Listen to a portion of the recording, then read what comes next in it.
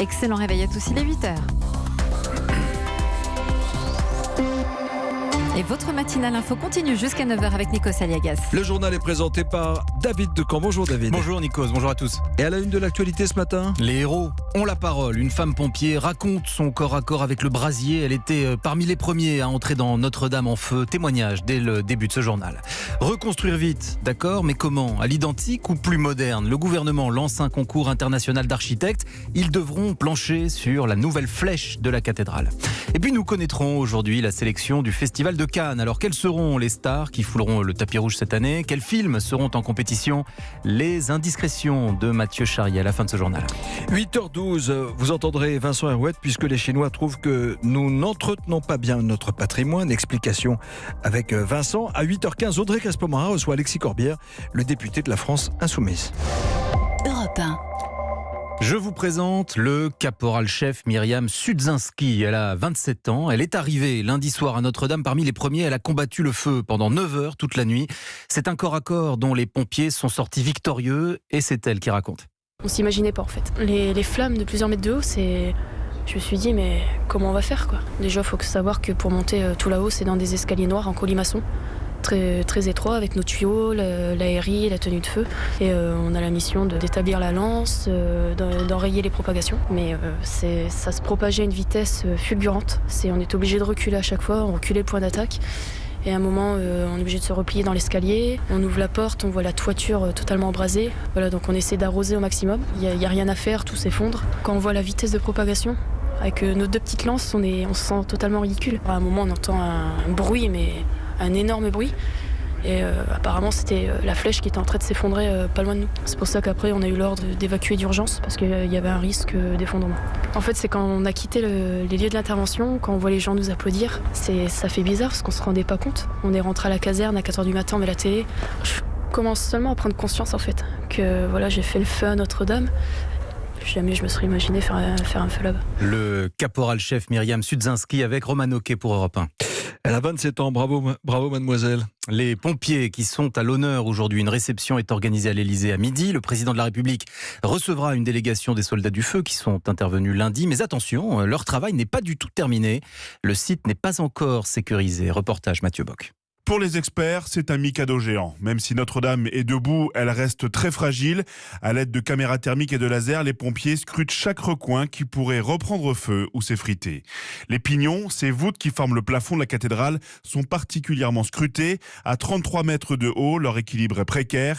Les visites des experts se font donc au compte-gouttes, casque sur la tête, accompagnés obligatoirement par les pompiers et dans des zones bien précises, explique le lieutenant-colonel Gabriel Plus, le porte-parole des pompiers. Alors rentrer dans la cathédrale aujourd'hui, c'est pas possible. Le pignon nord pourrait être déstabilisé par un coup de vent. Il y a 3 trous béants dans la voûte, donc il va falloir la couvrir. Il va falloir renforcer ces pignons en enlevant un certain nombre de statues qui pouvaient alourdir ce pignon et donc provoquer sa chute. L'échafaudage, c'est un point de vigilance. Plus le temps passe, moins il y a de risques parce que la structure métallique de cet échafaudage a été sévèrement déformée. Et maintenant qu'il est froid, il ne bougera plus. Maintenant, il s'agit de savoir comment on va le démonter en abîmant le moins possible la structure et notamment la voûte. Tant que la cathédrale n'est pas sécurisée, une 60aine de pompiers se relaient 24 heures sur 24 pour la surveiller et personne ne sait pour le moment quand pourront débuter les premiers travaux de consolidation. Reportage signé Mathieu Bock pour Europe 1. Et la femme pompier de 27 ans qu'on a entendue au début de votre journal en parlait, la fameuse flèche. Oui, c'est l'image qui s'est gravée dans nos rétines, dévorée puis s'effondrant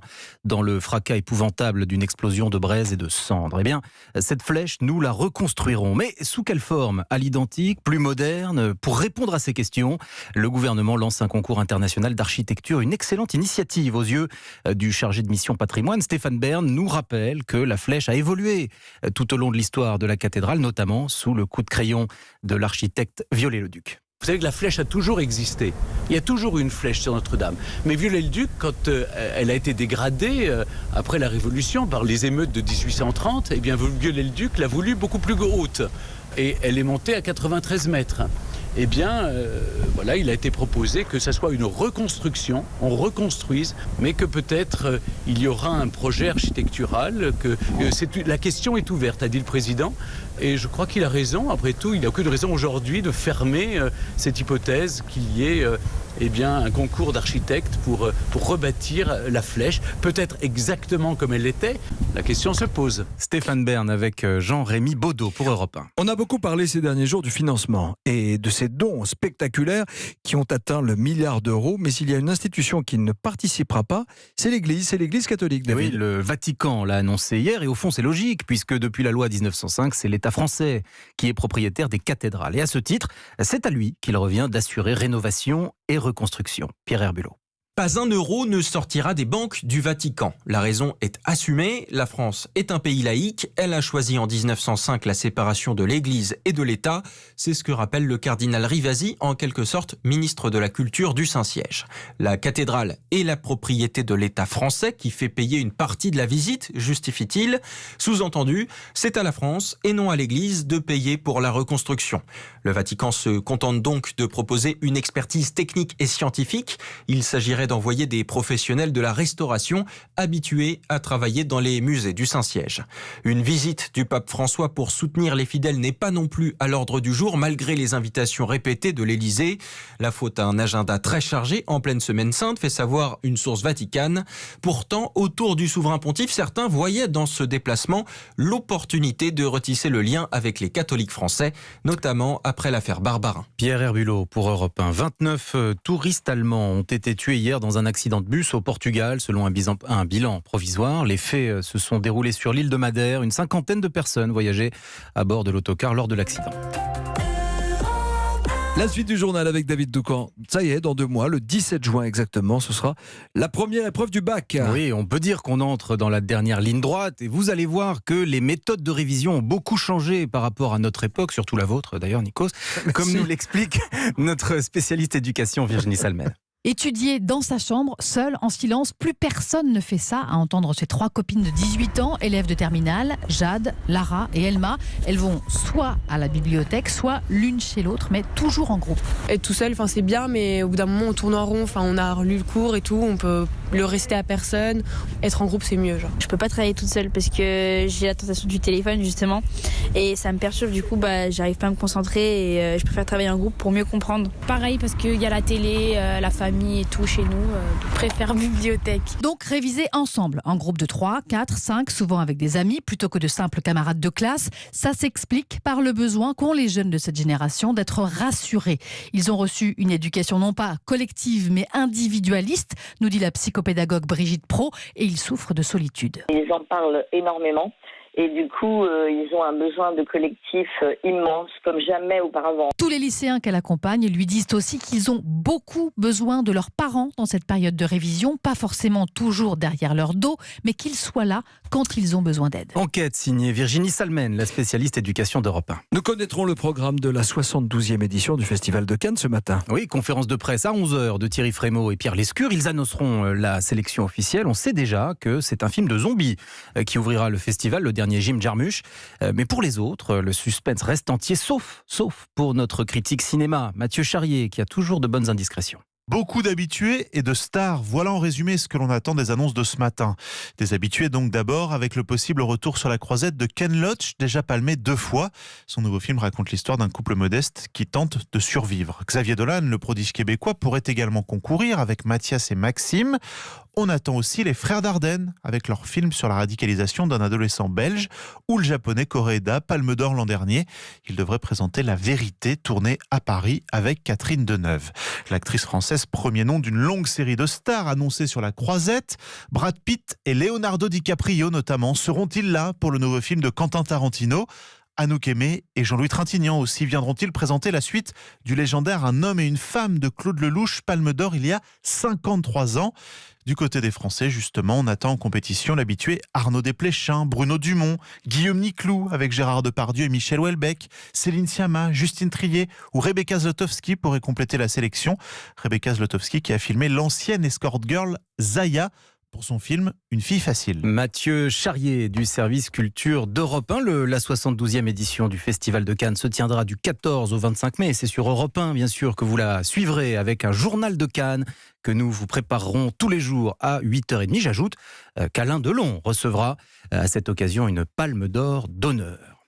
La chanteuse Nathalie Dessay, le trompettiste Ibrahim Malouf, l'accordéoniste Richard Galliano et beaucoup d'autres étaient hier soir sur la scène du Grand Rex à Paris. Concert hommage à Michel Legrand.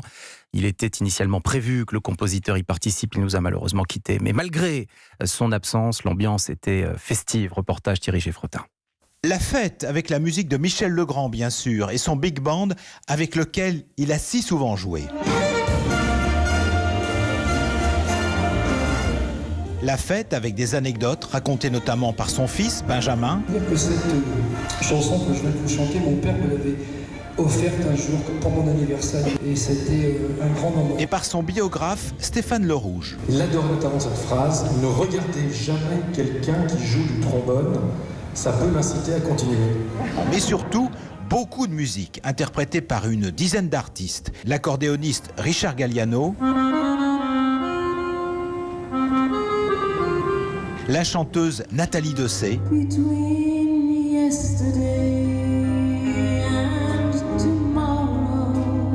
et finalement, pour se quitter, après 3 heures d'hommage, la mélodie la plus joyeuse qui soit.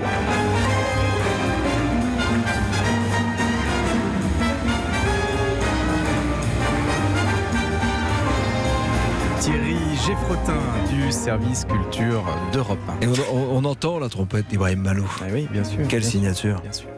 La liberté de la presse continue de se dégrader dans le monde. Selon le rapport 2019 de Reporters sans frontières, il y a toujours moins de zones sûres pour les journalistes. Seulement 24% des 180 pays étudiés affichent une situation bonne. C'est 2% de moins que l'année dernière. Nouvelle défaite, Nikos, pour le Paris Saint-Germain. Hier, battu 3-2 à Nantes. Les Parisiens qui laissent échapper une fois de plus le titre de champion de France.